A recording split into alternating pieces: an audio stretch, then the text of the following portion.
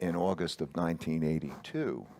And because I had anticipated that and I got a lot of attention, I was, a young guy, and I was asked to speak to Congress and explain to them what was going on. And I was on Wall Street Week.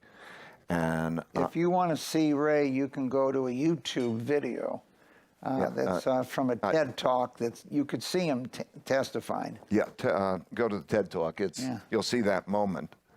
And that moment, I'm testifying to Congress on Wall Street Week, and I figure we're going to have a hell of a debt crisis, and the economy's going down. And that was the exact bottom in the stock market. I couldn't have been more wrong. I was so wrong. I had a small company then. I had, I think it was probably like 7, 8 people or so. These were close people. I had to let them go. I was so broke that I had to borrow $4,000 from my dad to help to pay for my family bills. This was one of the most painful experiences. How much money were you managing at that time? Oh, I mean, nothing.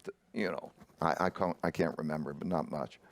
And I scrapped myself up to that point, and it was the most painful and probably the best, most valuable experience I ever had in my life, because it changed my approach to decision making.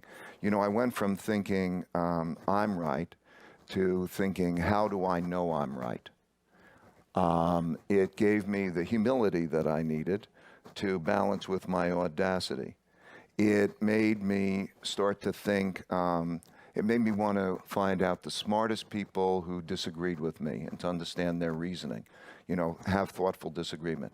It led to me, it was the reason we wanted to make this idea meritocracy. It was the main reason. Like, give me the smartest people I can have around me, and let's have those arguments, and how do we get past those? And it led to the idea meritocratic. And it was really from that point forward to knowing how to balance risk, like we talked about going into the Trump election, trying to make sure you balance risk, but also it taught me about looking at history, that the surprises that I had were things that happened in history but never happened in my lifetime before. Like I was clerking on the floor of the New York Stock Exchange in 1971 when the dollar was floated.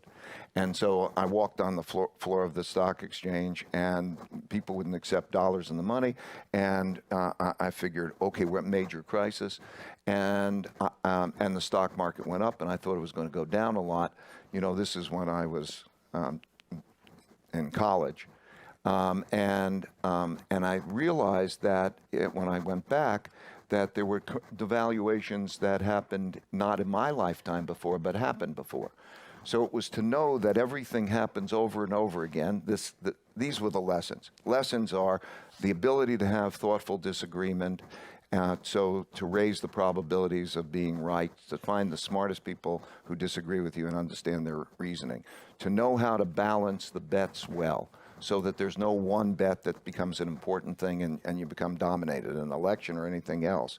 And also to go to history, that if things happened in the past or in some other country and you don't understand them, then you're going to be in trouble. So you need to have timeless rules and universal rules. So we have a criteria that all of our decision rules have got to be timeless and universal. So those are the lessons that I took out of that very painful experiences, and that's really what has served me and Bridgewater well since then.